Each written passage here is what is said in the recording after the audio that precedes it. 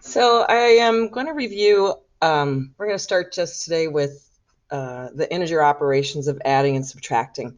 And I'm going to just go through a couple problems. I'm going to show a couple different models that we've used in the past. And then also I'll have some notes attached that you can use as a reference. So we're going to start with adding. When you're adding integers, if I'm, you look at the sign, excuse me, you look at the sign of the numbers that are being added. So when I look at this first one, I'm going to use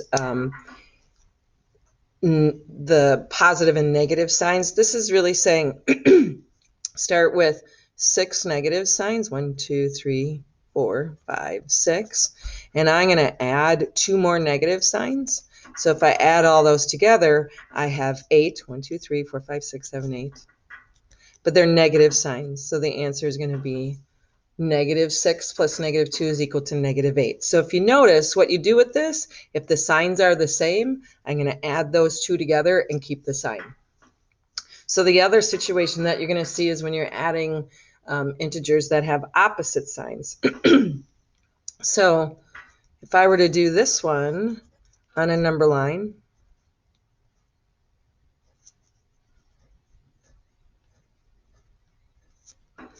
I'm not doing a very good number line, but so I'm going to start here. Here's 0, 1, 2, then -1, -2, -3, -4, -5, -6.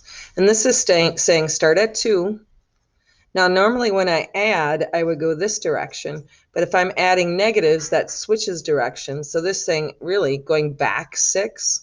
So I'm going to go back 1, 2, 3, 4, 5, 6. So the answer to this is -4.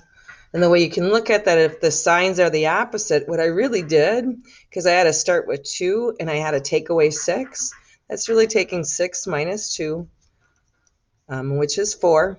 And because 6 is the negative, it's got a bigger sign, that's going to be -4. When I'm doing subtracting, I love doing the adding into the addition signs and subtraction signs. So there's 2 positives, and then I have to add 6 negatives, 1, 2, 3, 4, 5, 6. So that means those are 0 pairs. Remember those 0 pairs? So those go away, and I'm left with 4 negatives. So now when I'm subtracting, when you're subtracting, I'm going to start actually with this one. When you're subtracting, just subtracting, it makes things smaller. So if I run a number line with this one, I'm going to start here at -2 and 0's up here. And this is saying go this direction, 6. So -3, 4.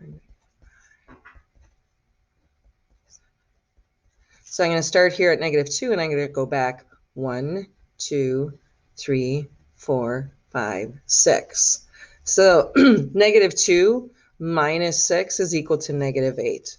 The other way you can look at subtraction is the same as adding the opposite. So I could rewrite this one as -2 plus -6. And when we were up here, that gave us -8.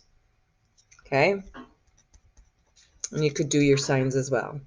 Now, when I go to this example, this is saying to take away negatives. If I'm taking away negatives, that's going to make something bigger.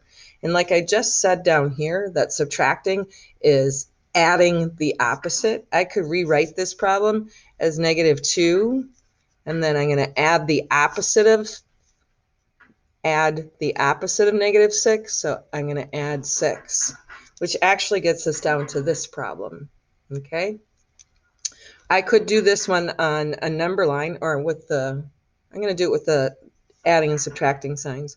So here's 2 negatives, and this says to take away -6. I don't have -6, so I have to add 0 pairs. I added 4 0 pairs because that doesn't change it. Now I can take away 6 negatives. And what am I left with? I'm left with 4 positives. Okay. I hope that helps with your review today.